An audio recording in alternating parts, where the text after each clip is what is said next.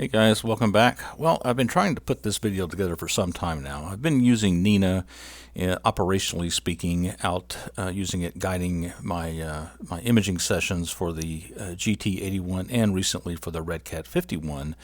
And one of the things that I like about N.I.N.A is that it measures the full frame half-flux radius of the stars and also the number of stars, and allows you to put one or both of those numbers into the file name so that in principle you could grade your images on the fly as you download the image. And I think that's really cool if it works. It would save me a great deal of time because my current procedure is to do it all post-processing with a couple of steps, and I'm all for saving time. So I wanted to take this opportunity to go back and look at the results and compare it to what I have been doing to see if there's a way to slim down my post-processing effort and, become a little more lazy. Let's get started. All right, we talk about subframe image grading. And here are the usual suspects. First of all, there's star shape, right? We have the full width at half maximum. We have the half-flux radius or half-flux diameter, depending on which code you're using. And we have eccentricity, if you have stars that are more egg-shaped rather than circular. There's also the number of stars being detected, which is an indicator of the background level of illumination, for example, and focus. Both of those are indicators of focus, among other things.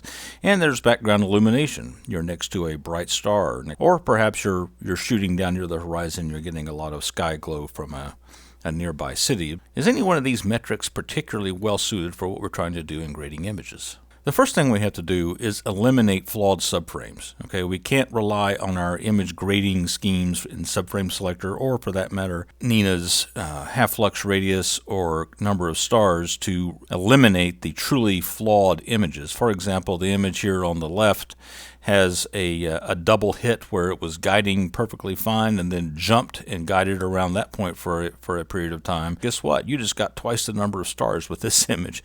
And I think we'll all agree, I don't think we want this image in our stack or anywhere close to our stack. So we want to exclude this kind of an image altogether.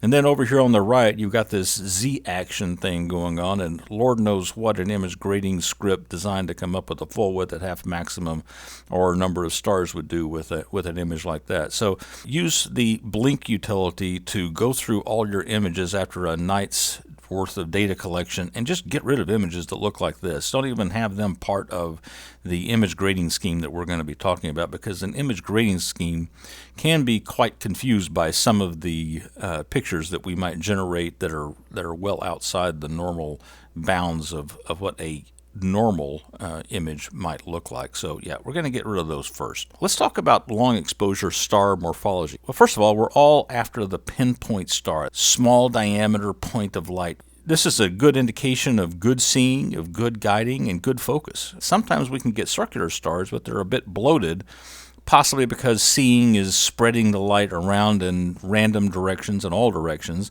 and perhaps your guiding is trying to chase those seeing effects to some degree, and it's just exacerbating the situation. And also, it could be perfect good seeing and good guiding, but your focus could be slipping out, in which case the full width at half maximum or the half-flux diameter or half-flux radius are getting larger as the focus degrades or as seeing/guiding degrade over time. And then finally, for those of us who have SCTs in particular, there's the eccentric star, and this is really an indication that mount mechanics are really having a significant effect on the shape of the star.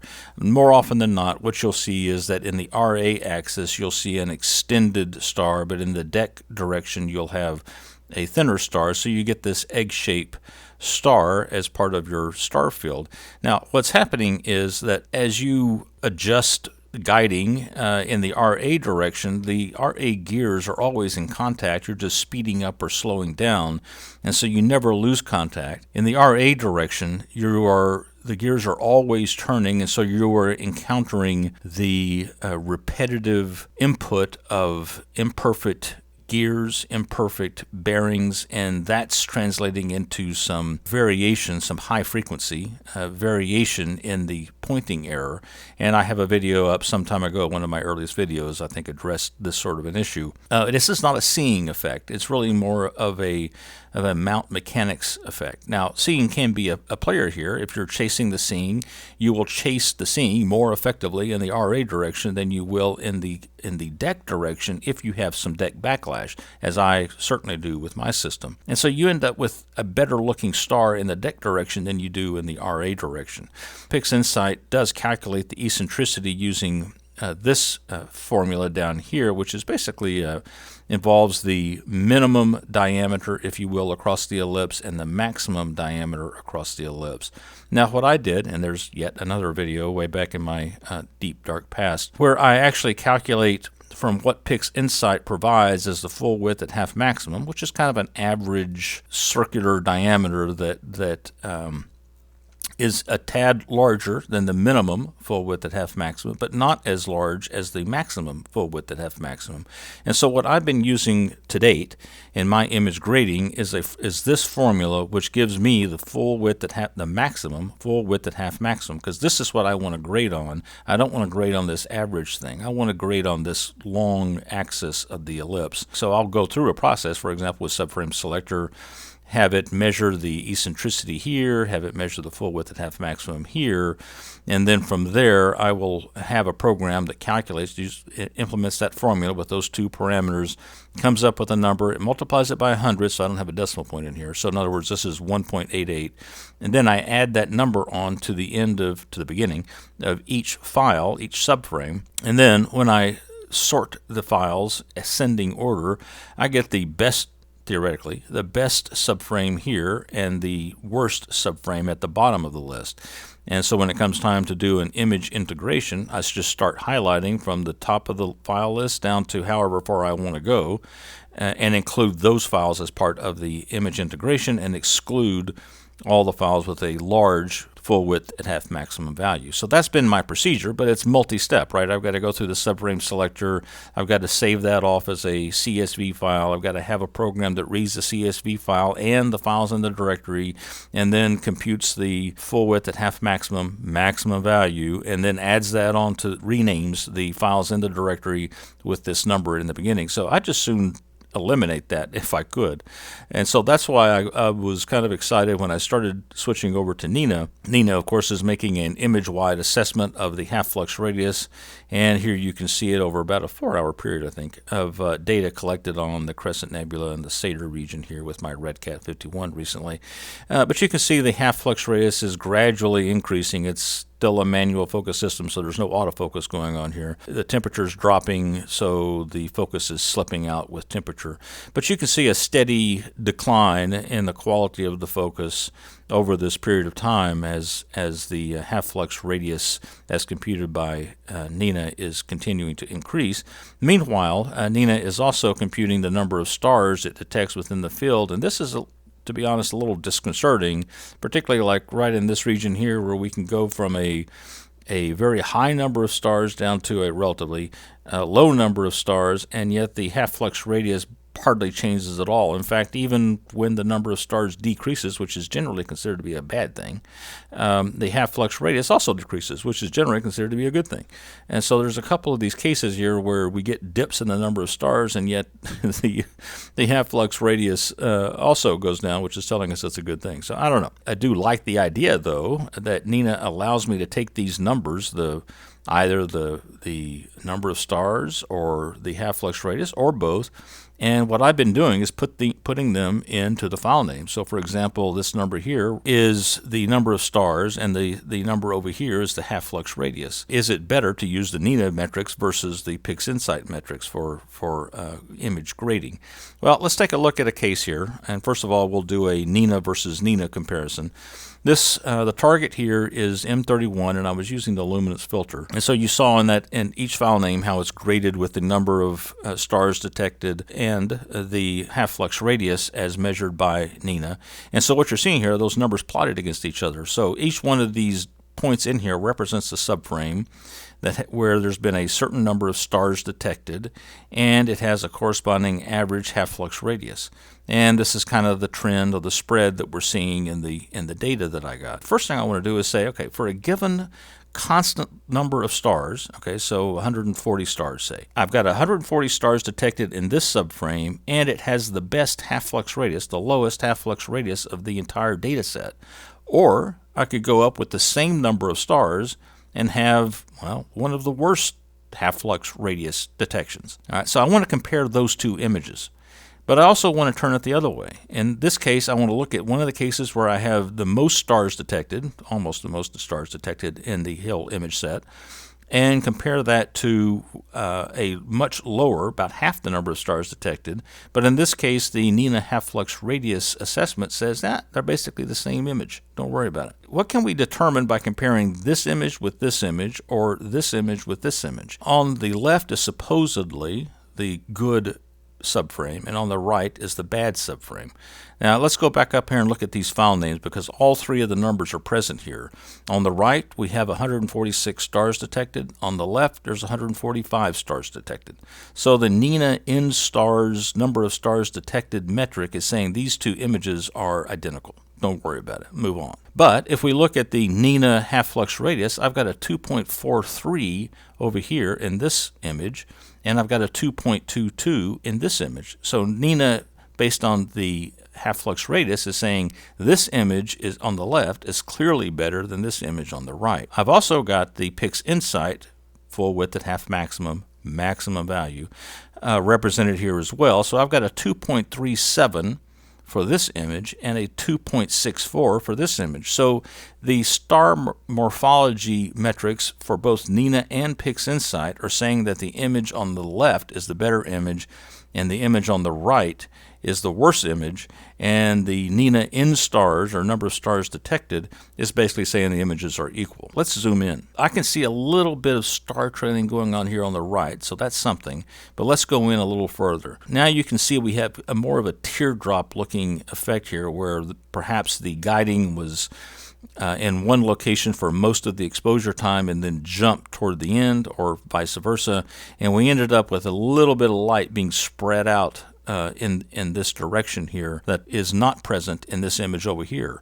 Both N.I.N.A and Pixinsight are picking up on that star-shaped degradation or difference between the good image on the left and the supposedly bad image on the right. And frankly, this is the kind of thing that I want to know about. I don't want to stack this image on the right with images like this on the left. But if I relied on the N.I.N.A number of stars detected, I would not know there's a difference between these two images. So right away, I'm going to give a point to the Pixinsight full width at half maximum, and I'm going to give a point to the N.I.N.A half-flux radius methods of grading these images. I think those two excel in this particular example over the number of stars detected metric that N.I.N.A is providing. Let's turn this on its head and go the other direction. In this case, same data set, of course, but this time I'm going to compare an image with a high number of stars with another image with a much lower number of stars, and yet they have the same half-flux radius according to N.I.N.A. By eye, you can see, as I can see, that there's just a perception of more stars on the left, the good image, than there are on the right, the so-called bad image. One thing by comparing these two images, having applied a Pixinsight screen transfer function, is the screen transfer function is going to make the background at the same level, when in fact they're not. In fact, if I set the image here as the reference image and then apply the same screen stretch to the image on the right here will be completely washed out. And vice versa, if I set the image on the right as the reference image and apply that screen stretch to this image, then you would see just a black image with the core and a few of the brighter stars. So there is a huge difference, but it's being hidden a little bit by the screen stretch algorithm in Pixinsight. But what it's telling me is right off the bat that the number of stars detected over here at 99 and the number of stars detected over here at 225, that N.I.N.A is clearly picking up on a difference that I think is an important difference in terms of the quality of the image that I would want to include or account for in an image stack. I would want this one on the right to have much less weighting than the image on the left, and yet the half-flux radius computed by N.I.N.A is 2.29 on the right and 2.29 on the left. Now, the curious thing here, and this is why this is a difficult topic, the curious thing here is that Pixinsight says that the image full width half maximum on the right is 2.25, supposedly the worst image of the two, whereas the full width at half maximum of the image on the left is 2.62. So this is one of those confusing situations where we have three different metrics and they're all saying different things. The N.I.N.A number of stars metric is telling us that this image on the left is the better image. The N.I.N.A half-flux radius is telling us there's no difference between the two images. And the Pixinsight grading criteria is telling us that the image on the right is the best image. All right, let's zoom in a little bit. Can't really see a whole lot there. Let's zoom in a little more. And now we can start to see what Pixinsight is talking about. The stars on the left here in the so-called good image with a lower background level, in fact, have a more bloated character to them, a larger diameter than you can see in the images on the right that have the high background. And so it's interesting that Pixinsight is actually picking up on the star morphology change that the half-flux radius calculation in N.I.N.A is not accounting for. As far as N.I.N.A half-flux radius is concerned, the half-flux radius of this star is identical to the half-flux radius of this star, and that just doesn't look right, right? I'm actually going to grade this one as a +1 for the N.I.N.A instars for picking up on the number of stars detected, because it is seeing an important difference between these two images. I'm not going to give an extra point to the half-flux radius because it's missing the boat here, but yet I think the Pixinsight full width at half maximum is actually seeing something in this image that is detectable by eye, and something that I think I might want to know when I'm stacking, or at least appropriately consider as part of the overall stacked image. And so I'm going to give that another point to the Pixinsight full width at half maximum metric. Now let's go head to head with Pixinsight and N.I.N.A. In this case, I've got the same subframes we were just looking at, but I've got the full width at half maximum from Pixinsight plotted on the horizontal axis, and the half-flux radius from N.I.N.A plotted on the vertical axis. And again, we're still with M31 and the Lumens filter, so it's the same data set. And we'll play the same game. I'm going to take a comparison where Pixinsight says, hey, those two images are identical, but then I'm going to pick two images, one of them where the N.I.N.A is saying that's the best half-flux radius I've seen all day, and that's one of the worst half-flux radii I've seen all day.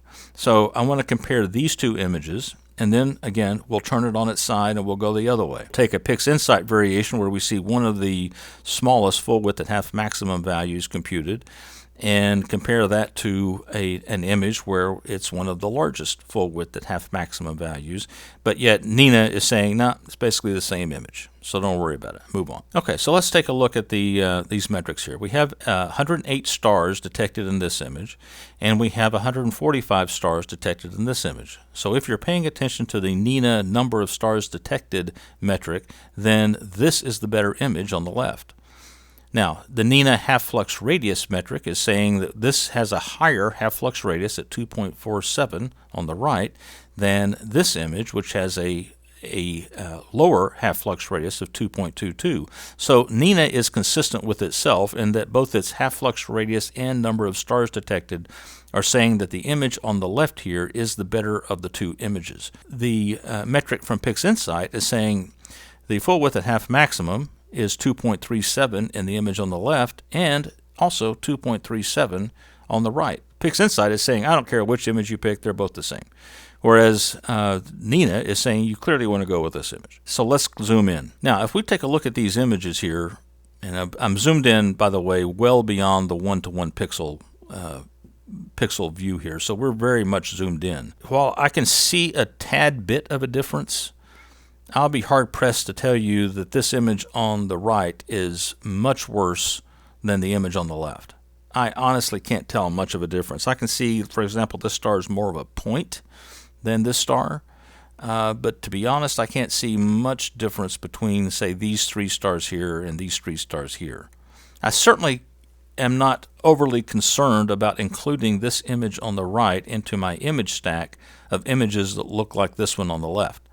So I gotta say, when I look at these two images zoomed in, and very highly zoomed in, that even though N.I.N.A is clearly saying that the image on the left is the better image, and Pixinsight is saying, look, for all intents and purposes, these two images are the same. I got to go with Pixinsight on this one. I don't see why N.I.N.A is pulling the fire alarm on this image when in fact they look pretty much the same. This is a case where N.I.N.A is quite consistent in terms of what it's saying about the images, in both metrics, but yet Pixinsight saying, yeah, looks the same to me, and I got to go with Pixinsight on that. They look pretty much the same. Let's go the other way. Let's go with a case where Pixinsight is pulling the fire alarm, and N.I.N.A is saying, no, dude, it's the same value. Don't worry about it. Move on. So here again are the two images. We have 211 stars detected in this image on the right, and we have 162 stars detected on the left. So in other words, if you're using the N.I.N.A number of stars detected metric,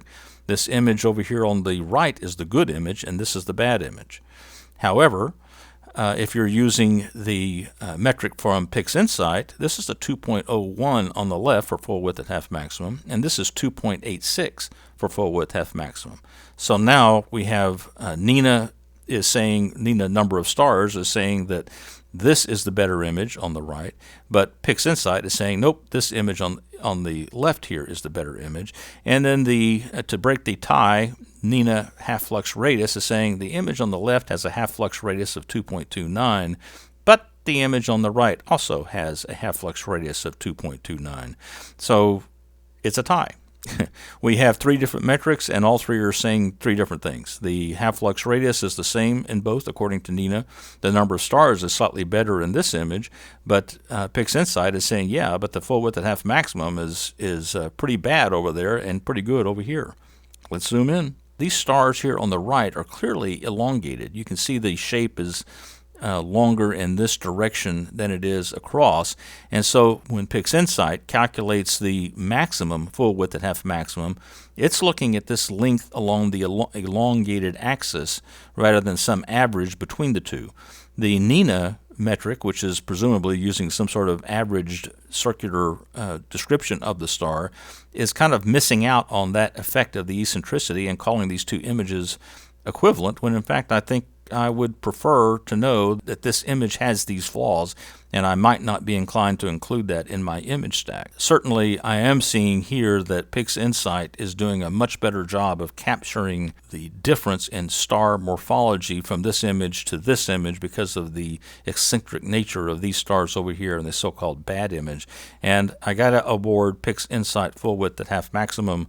Another point, the first thing you got to do is use the Pixinsight blink utility or some other utility that you happen to be using to eliminate obviously flawed subframes. Second thing is I certainly agree that there is no one perfect grading metric.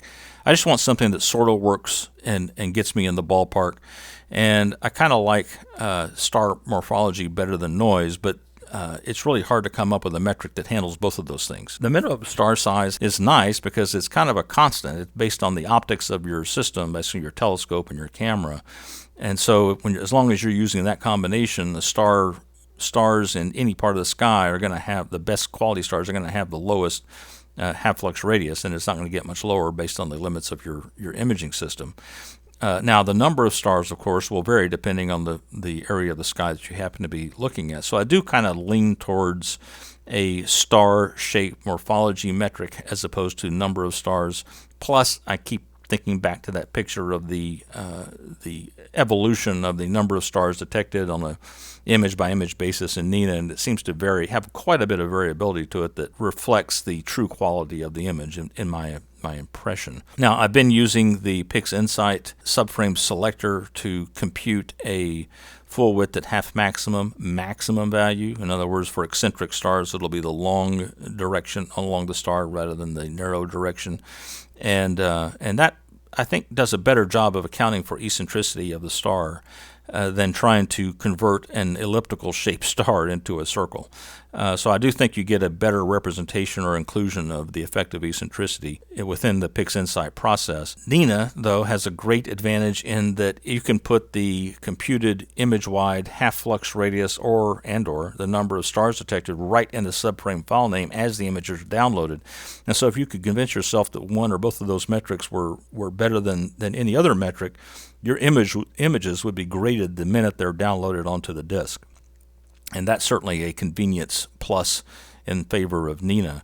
But I got to say, after going through this little study here, the way we've walked through these frames, the Pixinsight method is just consistently better at identifying flaws in star-shaped morphology, and I unfortunately, because I'd love to drop the post-processing step that I go through, I'm going to have to keep using the full width at half maximum value as part of the image grading and renaming process. And then one change I might start making, though, is when I select the best subframes in the directory based on the appended full width at half maximum number, I can then include the image noise level or median level, they're both very closely related, as the image integration weighting factor. So in other words, I can pick the images based on the full width at half maximum, but when it comes time to integrate those images into a stacked frame, I can use the weighting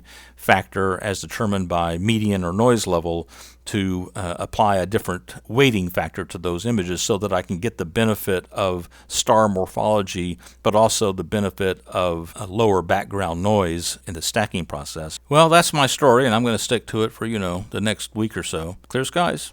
Thanks for hanging in there. See ya.